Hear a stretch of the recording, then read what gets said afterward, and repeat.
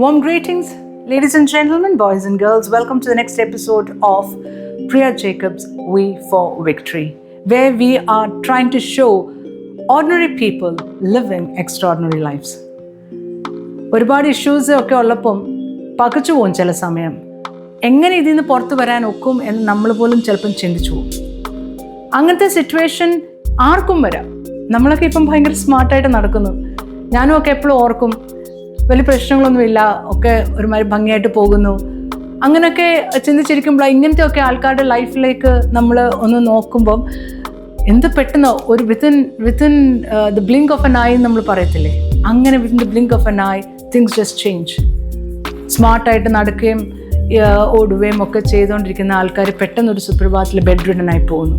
പക്ഷേ ആ ബെഡ് റിഡനായി പോകുമ്പം അവർ ജീവിതത്തിൽ ആ ഒരു മൂമെൻറ്റിൽ പകച്ചു നിന്നെങ്കിൽ പോലും എഴുന്നേറ്റല്ലേ പറ്റൂ, ജീവിതത്തിൽ എന്തെങ്കിലും ചെയ്താലല്ലേ പറ്റൂ, ഇങ്ങനെ കിടന്നു പോകാൻ ഒക്കുമോ? ആ നിമിഷമാണ് people think how can we come up, എങ്ങനെ ജീവിതം മുന്നോട്ട് വരണമെന്ന് ആ സമയത്താണ് പലരും ചിന്തിക്കുന്നത്. എനിക്കറിയാവുന്ന ആൾക്കാരുണ്ട്, എല്ലാം തീർന്നു ഇനി എന്തിന് എന്ന് പറഞ്ഞിരിക്കുന്നവർ. പക്ഷെ അതിൽ വ്യത്യസ്തമാണ് ചില ആൾക്കാർ സങ്കടം വന്നു, ഇങ്ങനെയൊക്കെ സംഭവിച്ചു എന്ന് പറയുമ്പോഴും അടുത്ത എന്തെന്ന് ചിന്തിക്കുന്ന ആൾക്കാർ, they just get up from there. അവർക്ക് തോൽവി ഏറ്റെടുക്കാനായിട്ട് സമ്മതമല്ല. അവർക്ക് ജീവിതം ജീവിച്ചേ പറ്റുള്ളൂ, ജീവിതം അവസാനത്തെ ശ്വാസം വരെ ജീവിച്ചേ പറ്റുള്ളൂ എന്ന് തീരുമാനമെടുത്ത് മുന്നോട്ട് വരുന്നവർ. ഈ അവസ്ഥയിൽ ഞാൻ എന്ത് ചെയ്യും, എങ്ങനെ എനിക്കിത് അവസ്ഥ മറികടക്കാൻ ഒക്കും, എങ്ങനെ എനിക്ക് മുമ്പോട്ട് ലൈഫ് മൂവ് ചെയ്യാൻ ഒക്കും എന്ന് ചിന്തിക്കുന്ന ആൾക്കാർ, they fly high, they come out of it, they do everything in their might to survive, they don't quit. അങ്ങനെ ഒരു കഥയാണ് ഇന്നത്തെ. And I truly hope this is an inspiration.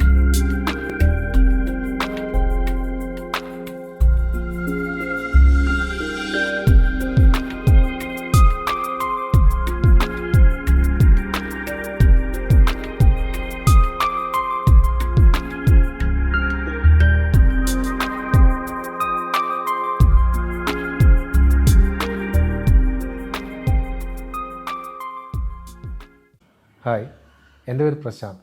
ഞാൻ തിരുവനന്തപുരത്ത് നിന്നാണ്. അപ്പോൾ അമ്മ കേറ്ററിംഗ് എന്നുള്ള സ്ഥാപനം നടത്തിക്കൊണ്ടിരിക്കുകയാണ്.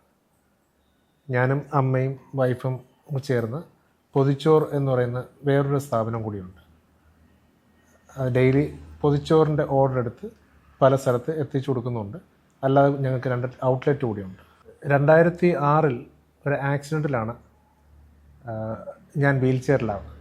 അതുവരെ ഡിഗ്രി ചെയ്യുന്നുണ്ടായിരുന്നു. അതിൻ്റെ കൂട്ടത്തിൽ ഒരു ബാങ്കിൽ ഫിനാൻഷ്യൽ കൺസൾട്ടൻ്റായിട്ട് വർക്ക് ചെയ്യുന്നുണ്ടായിരുന്നു. അപ്പോൾ അന്ന് ഒരു കസ്റ്റമറിനെ മീറ്റ് ചെയ്യും, അത് കഴിഞ്ഞൊരു ഫ്രണ്ടിനെ മീറ്റ് ചെയ്യണം എന്നുള്ളതുകൊണ്ട് ഞാൻ ബൈക്കിൽ യാത്ര ചെയ്യുമ്പോഴാണ് എനിക്ക് ആക്സിഡൻ്റ് ഉണ്ടാകുന്നത്. ആരൊക്കെയോ ചേർന്നൊരു ഹോസ്പിറ്റലിൽ കൊണ്ടെത്തിച്ചു. അന്ന് ക്യാരി ചെയ്തതിൻ്റെയോ എന്തോ എൻ്റെ വിധിയോ സ്പൈനൽ കോഡ് ഇഞ്ചുർഡായി. പിന്നെ ഒരു ഹോസ്പിറ്റലിലോട്ട് പോയി.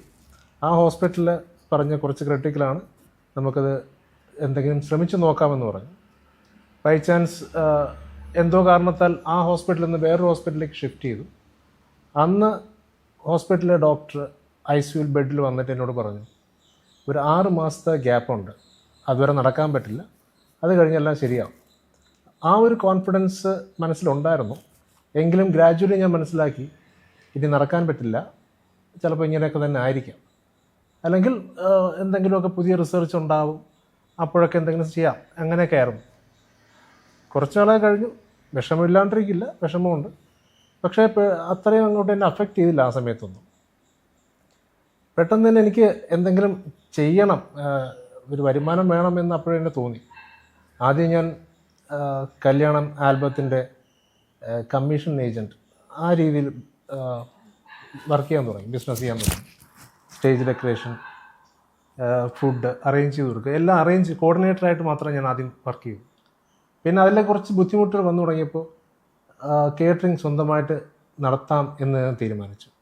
അങ്ങനെയാണ് 2010 അമ്മ കേറ്ററിംഗ് എന്ന് പറയുന്ന സ്ഥാപനം ഞാൻ ആരംഭിക്കുന്നത്. ആക്സിഡൻറ്റ് കഴിഞ്ഞ് ഹോസ്പിറ്റലിൽ കിടക്കുമ്പോൾ ഡോക്ടേഴ്സ് പലരും ആയിട്ട് സംസാരിക്കും. പിന്നെ അന്നേ കുറച്ച് ഇൻ്റർനെറ്റൊക്കെ നോക്കുന്ന സ്വഭാവം ഉള്ളതുകൊണ്ട് അസുഖത്തിൻ്റെ പ്രശ്നം എന്താണ്, എൻ്റെ കണ്ടീഷൻ എന്താണെന്നുള്ളത് ഏകദേശം അറിയാമായിരുന്നു.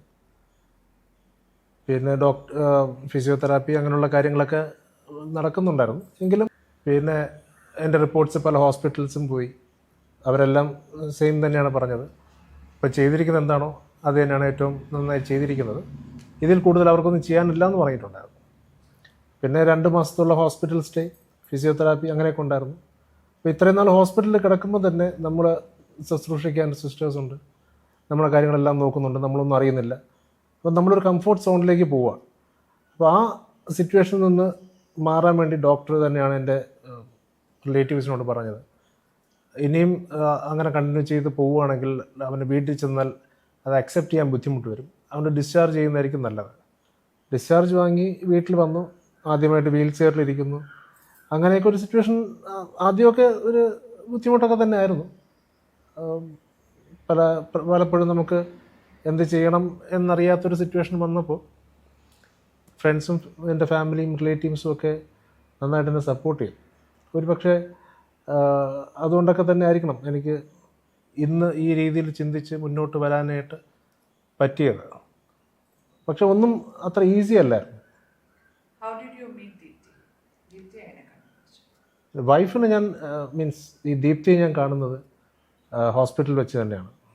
ഹോസ്പിറ്റലിൽ വെച്ച് ഞങ്ങൾ കാണുന്നു, ജസ്റ്റ് പരിചയപ്പെടുന്നു, പോകുന്നു. അത് കഴിഞ്ഞ് ദീപ്തി ആ ഹോസ്പിറ്റലിൽ നിന്ന് വേറൊരു ഹോസ്പിറ്റലിലേക്ക് ജോയിൻ ചെയ്യുന്നു. എങ്ങനെയോ ഞങ്ങൾക്ക് വീണ്ടും കണക്ട് ചെയ്യാനായിട്ടൊരു ചാൻസ് കിട്ടി. നമ്മൾ സംസാരിച്ചു. എപ്പോഴോ ഒരു നിമിഷം നമ്മൾ തീരുമാനിച്ചു നമുക്ക് ഒരുമിച്ച് ജീവിക്കാം. ആ തീരുമാനത്തിൽ നമ്മൾ തന്നെ അത് പ്രാവർത്തികമാക്കി. 2009 ഫെബ്രുവരി 12 ഞങ്ങൾ മാരീഡായി. ദീപ്തിയുടെ ഒരു question, was it easy for you to accept Prashant, knowing പ്രശാന്തിന് ഈ സിറ്റുവേഷനിൽ what went through your mind? ദീപ്തിയുടെ മൈൻഡിലൂടെ എന്തായിരുന്നു? എൻ്റെ മൈൻഡിൽ എന്തായിരുന്നു എന്ന് ചോദിച്ചാൽ എനിക്കത് അക്സെപ്റ്റ് ചെയ്യാൻ എനിക്ക് ബുദ്ധിമുട്ടൊന്നും തോന്നിയില്ലായിരുന്നു. എനിക്ക് ഇങ്ങനെ ഒരു കുറവുള്ളതെന്നോ അങ്ങനെ ഒരു വിഷയം എനിക്ക് തോന്നിയില്ലായിരുന്നു എന്നുള്ളതാണ് സത്യം. പക്ഷെ എൻ്റെ വീട്ടുകാരെയൊക്കെ സമ്മതിപ്പിക്കാൻ കുറച്ച് പാടായിരുന്നു. ഞങ്ങളുടെ വിവാഹം കഴിഞ്ഞതിന് ശേഷമാണ് പിന്നെ വീട്ടുകാരെല്ലാവരും നമ്മളുമായിട്ട് വീണ്ടും അടുത്തത്. ഇപ്പം എല്ലാം വളരെ സന്തോഷത്തോടുകൂടി പോകുന്നു. സെയിം ഹോസ്പിറ്റലിൽ തന്നെ ആയിരുന്നു ഞാൻ വർക്ക് ചെയ്തത്. പ്രശാന്ത് ആക്സിഡൻറ്റ് ആയിട്ട് വരപ്പോഴത്തേക്ക് ഞാനവിടെ ഉണ്ടായിരുന്നു. അത് കഴിഞ്ഞിട്ട് ഞാൻ വേറൊരു ഹോസ്പിറ്റലിലേക്ക് മാറി. പിന്നെ റിവ്യൂസിനൊക്കെ പ്രശാന്ത് അവിടെ വരുമായിരുന്നു. അങ്ങനെയാണ് വീണ്ടും ഞാൻ ഈ തീരുമാനത്തിലെത്തിയത്. വിവാഹം കഴിക്കാം എന്നുള്ളൊരു തീരുമാനത്തിലെത്തിയത് അങ്ങനെയായിരുന്നു. അപ്പോൾ ഹാപ്പിയായിട്ട് പോകുന്നു. അമ്മയ്ക്ക് ഇത് ഈ ദീപ്തി എന്ന് പറയുന്ന ഒരു ആലോചന വന്നപ്പോൾ വർ യു ഹാപ്പി? അമ്മയുടെ മനസ്സിൽ കൂടെ എന്താണ് പോയത്? അമ്മയ്ക്ക് പെട്ടെന്ന് ഉണ്ടാക്കണം പ്രശാന്തിന് കാല് ഫങ്ഷനിങ് അല്ല.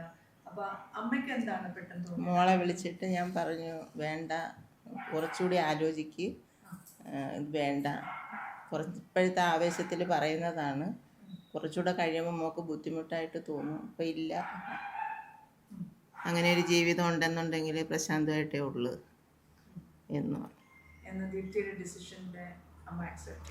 പിന്നെ ഇളയാളുമെന്ന് എന്നെ ഉപദേശിച്ചു, ചേട്ടൻ എന്താ ആഗ്രഹം ഉണ്ടെങ്കിലും അത് സാധിച്ചു കൊടുക്കണം. എനിക്കൊരു വരുമാനം വേണമെന്നൊരു ആഗ്രഹമുണ്ടായിരുന്നു. കാരണം ഞാൻ ഡിഗ്രി ചെയ്യുമ്പോൾ തന്നെ ഞാൻ ജോലി ചെയ്യുന്നുണ്ടായിരുന്നു. ഞാൻ BPL വർക്ക് ചെയ്തിരുന്നു, പിന്നെ ഒരു ബാങ്കിൽ വർക്ക് ചെയ്തു. അപ്പോൾ ആ സമയത്ത് തന്നെ എനിക്ക് ഇൻകം വേണം എന്നുണ്ടായിരുന്നു. അത് ഡിപ്പെൻഡൻസി കുറയ്ക്കാൻ തന്നെയായിരുന്നു അന്നത്തെ ആഗ്രഹം. ഞാൻ ഗൾഫിലേക്ക് എല്ലാം പോകാനായിട്ട് ഏകദേശമൊക്കെ ആയിരിക്കുന്ന സമയത്തൊക്കെയാണ് ആക്സിഡൻ്റ് ഉണ്ടാകുന്നത്. അപ്പോൾ ഇനിയിപ്പോൾ എൻ്റെ ലൈഫിൽ അങ്ങനെ ഒരു യാത്രയും കാര്യങ്ങളൊന്നും ഇല്ല. പക്ഷേ ഇൻകം വേണമെന്നുള്ളപ്പോൾ എനിക്ക് ഫുഡിനോടുള്ള ഒരു പാഷനുണ്ട്. ആ പാഷൻ തന്നെ മുന്നോട്ട് കൊണ്ടുപോയാൽ എന്നിങ്ങനെ ആലോചിച്ചാണ് ഞാൻ ഈ കേറ്ററിംഗ് രംഗത്തോട്ട് വരുന്നത്. പിന്നെ ആൾക്കാർ കുറച്ച് ചെറിയ ഫംഗ്ഷനൊക്കെ ഫുഡ് ഉണ്ടാക്കി കൊടുത്ത് അവർ കഴിച്ചിട്ട് നല്ല അഭിപ്രായം പറയുമ്പോൾ കുറച്ചുകൂടി ഒരു പ്രചോദനമായി. അപ്പോൾ അത് നമ്മൾ വീണ്ടും ചെയ്തു. ചെറിയ പാർട്ടീസിൽ നിന്ന് വലിയ കല്യാണങ്ങളിലേക്ക് പോയി, വലിയ ഈവൻറ്റുകൾ ചെയ്യാൻ തുടങ്ങി. അപ്പോൾ മുന്നോട്ട് നമുക്ക് യാത്ര ചെയ്യാൻ വേറെ വഴികളില്ല, നമുക്ക് നമ്മുടേതായിട്ടുള്ള വഴി ഉണ്ടാക്കിയേ പറ്റൂ എന്ന് നമുക്ക് ബോധ്യം വന്നപ്പോഴാണ് നമ്മളിതിൽ തന്നെ ഇറങ്ങുന്നത്. ആക്ച്വലി ഒന്നും ഈസി ആയിരുന്നില്ല, ഒരുപാട് പ്രശ്നങ്ങളുണ്ടായിരുന്നിട്ടുണ്ട്.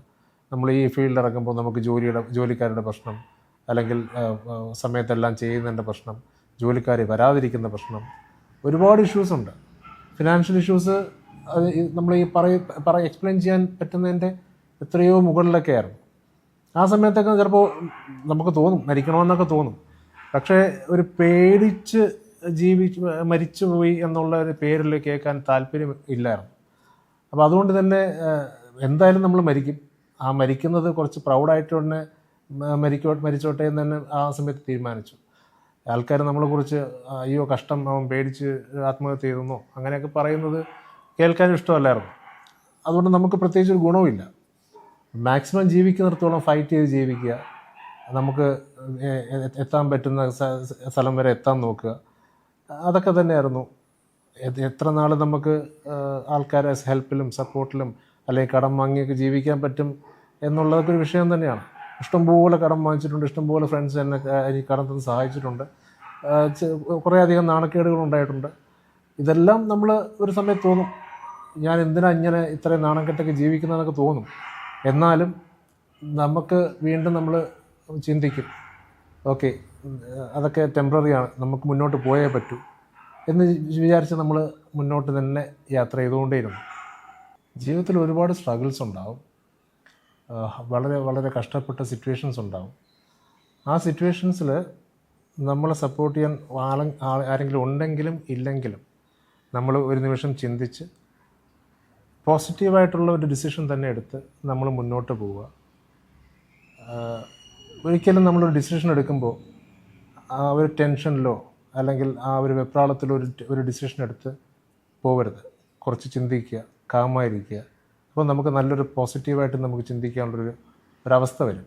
ആ അവസ്ഥയിൽ നമ്മൾ തീരുമാനങ്ങളെടുത്ത് വിജയിക്കണം എന്ന് കണ്ട് തന്നെ മുന്നോട്ട് പോവുക. ആർക്കും ലൈഫ് അത്ര ഈസി ഒന്നും ആയിരിക്കില്ല. ഒരുപാട് വെല്ലുവിളികൾ നേരിടേണ്ടി വരും. അതൊക്കെ നേരിട്ട് തന്നെ മുന്നോട്ട് പോകണം. ഉറപ്പായിട്ടും വിജയം ഉണ്ടാവും എന്ന് തന്നെയാണ് ഞങ്ങളുടെ അനുഭവത്തിൽ നിന്നും ഉള്ളത്. ഞാൻ ഒരുപാട് പ്രയാസത്തിൽ നിന്നാണ് മുന്നോട്ട് വന്നത്. ആദ്യം എൻ്റെ ഹസ്ബൻഡിൻ്റെത്, അത് കഴിഞ്ഞ് എൻ്റെ മകൻ്റെത്, പിന്നെ എൻ്റെ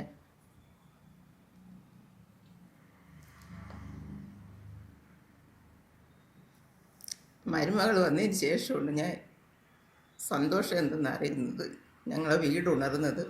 അതുകൊണ്ട് ആത്മഹത്യയൊന്നും ഒരു പരിഹാരവും അല്ല. സന്തോഷത്തോടു കൂടി ധൈര്യത്തോടു കൂടി മുന്നോട്ട് പോവുക. ഞാൻ അന്ന് ചിന്തിച്ചത്, വളരെ ചെറുപ്പത്തിൽ എൻ്റെ അച്ഛൻ മരിച്ചു, അതമ്മ ഫേസ് ചെയ്തു. ഞാനിങ്ങനെ ആക്സിഡൻ്റ് ആയത് അതും അമ്മ കണ്ടു. ആ സമയത്തും സ്ട്രോങ് ആയിട്ട് നിന്ന അമ്മയുടെ മുമ്പിൽ ഞാൻ തോറ്റു പോകില്ലേ എന്നൊരു തോന്നലും കൂടെ എനിക്കുണ്ടായിരുന്നു. അതുകൊണ്ടാണ് ഞാൻ ഒട്ടും ഡൗൺ ആവാതെ മുന്നോട്ട് പോകാൻ എനിക്ക് ഒരു പ്രേരണ കിട്ടിയത്. ആക്ച്വലി അമ്മയായിരുന്നു അന്ന് എൻ്റെ ധൈര്യത്തിൻ്റെ ഒരു ബേസ്. പിന്നെ എല്ലാത്തിനും ഞങ്ങളെല്ലാവരെയും സപ്പോർട്ടിനായിട്ട് ഞങ്ങളെ കൂടെ അന്നും ഇന്നും എപ്പോഴും നിൽക്കുന്ന എൻ്റെ ബ്രദർ, അവനാണ് നമ്മുടെ ഫാമിലിയിലെ പില്ലർ. ആക്ച്വലി അവൻ സാക്രിഫൈസ് ചെയ്തോടെ ഞങ്ങളാരും സാക്രിഫൈസ് ചെയ്തിട്ടില്ല. ഇതെല്ലാം ബോണ്ട് ചെയ്യാനും എല്ലാവർക്കും സന്തോഷം തരാനും നമ്മൾ എന്ത് വേണം എന്ന് അവനോട് പറഞ്ഞാലും മതി, അതിന് വേണ്ടി അവൻ മാക്സിമം ശ്രമിക്കും. കിട്ടുന്നത് ഇല്ലാത്തത് രണ്ടാമത്തേത്, പക്ഷെ അവൻ മാക്സിമം ശ്രമിക്കും. അപ്പം ആ ഒരു ഫാമിലി ആണ് എൻ്റെ ഇന്ന് വരെ ഞാൻ ജീവിക്കാനുള്ള എൻ്റെ പ്രേരണ.